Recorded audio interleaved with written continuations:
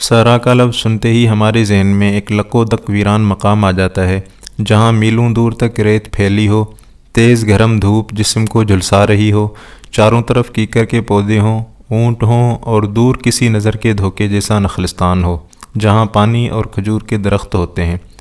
تاہم ماہرین کے نزدیک صحرا کی تعریف کچھ اور ہے۔ ماہرین کا کہنا ہے کہ صحرا ایک ایسا علاقہ ہوتا ہے جو خشک ہو، جہاں پانی، درخت، پھول پودے نہ ہوں اور وہاں بارشیں نہ ہوتی ہوں۔ ایسے ہی نامیب بھی ایک بڑا صحرا ہے، اس قدیم افریقی صحرا کا وہ راز جو آج تک کوئی نہیں جان سکا۔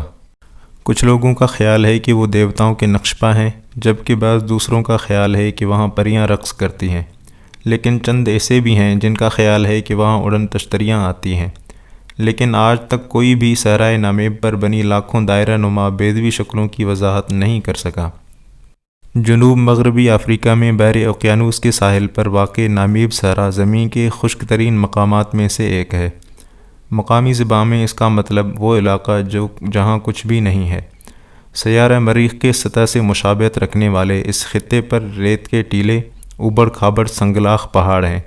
یہ وسیع و عریض خطہ 3 ممالک کے 81,000 مربع کلومیٹر پر کنکریوں اور ریت کا پھیلا ہوا میدان نظر آتا ہے۔ 5.5 کروڑ سال قدیم اس صحرا کو دنیا کا قدیم ترین صحرا سمجھا جاتا ہے۔ اس کے مقابلے میں صحرائے سہارا، جو کہ دنیا کا سب سے بڑا صحرا مانا جاتا ہے، وہ صرف 20 سے 70 لاکھ سال پرانا ہے۔ موسم گرما میں یہاں کا درجہ حرارت 45 ڈگری سینٹی گریڈ تک پہنچ جاتا ہے اور راتیں اتنی سرد ہوتی ہیں کہ برف جم جائے۔ آبادی کے لحاظ سے یہ زمین کے ایک انتہائی ناقابل رسائی علاقوں میں سے ایک ہے۔ اس کے باوجود بہت سے قبائل نے اسے اپنا گھر بنایا ہوا ہے۔ اس عمل میں صحرا کے اندر کچھ عجیب زمینی شکلوں کی تعمیر ہوئی جو ماہرین کو ورطہ حیرت میں ڈال دیتی ہے۔ نامیب صحرا جنوبی انگولا سے نمیبیا اور پھر وہاں سے 2000 کلومیٹر دور افریقہ کے شمالی حصے تک پھیلا ہوا ہے۔ ایسا لگتا ہے جیسے مشرق کی طرف ریت کا لامتناہی سمندر پھیلا ہو، جو جنوبی افریقہ کے اندر 160 کلومیٹر دور بڑی ڈھلان تک جاتا ہے۔ وہاں کی مناسبت کے جانور۔ صحرائے نامیب کے انتہائی خشک حصوں میں سال میں اوسطاً صرف 2 ملی لیٹر بارش ہوتی ہے۔ کئی سال تو ایسے بھی ہوتے ہیں جب بارش بالکل بھی نہیں ہوتی۔ اس کے باوجود اورکس اور اسپرنگ بوک، جو کہ ہرن کی 2 اقسام ہیں، چیتے، لگڑ بگوں، شتر مرغ اور زیبروں نے یہاں کے سخت حالات میں خود کو ڈھال لیا ہے۔ شتر مرغ پانی کے ضیاع کو کم کرنے کے لیے اپنے جسم کا درجہ حرارت بڑھا لیتے ہیں۔ ہارٹ مین کے پہاڑی زیبرے بہت ہوشیار کوہ پیما ہیں، جنہوں نے خود کو صحرا کے ناہموار خطوں میں رکھنا سیکھ لیا ہے۔ اورکس بغیر پانی کے صرف پودوں کی جڑوں اور قند کھا کر ہفتوں تک زندہ رہ سکتے ہیں۔ نامیب کا سب سے خطرناک علاقہ ریت کے ٹیلوں اور ٹوٹے ہوئے جہازوں کے زنگ آلود ملبوں سے بھرا ہوا ہے۔ بحر اوقیانوس کے ساحل پر 500 کلومیٹر کے رقبے پر پھیلا ہوا یہ علاقہ کنکال بیچ یا پنجر ساحل کے نام سے جانا جاتا ہے۔ جنوبی انگولا سے وسط نمیبیا تک پھیلا ہوا یہ علاقہ ویل کے بے شمار پنجر اور تقریباً 1000 بحری جہازوں کے ملبے سے بھرا ہوا ہے، جو گزشتہ کئی صدیوں سے وہاں جمع ہوتے رہتے ہیں۔ یہ پنجر کا ساحل اکثر گہری دھند سے ڈھکا ہوا ہوتا ہے، جو بحر اوقیانوس کے سرد ہواؤں اور صحرائے نامیب کے گرم ہواؤں سے تشکیل پاتا ہے۔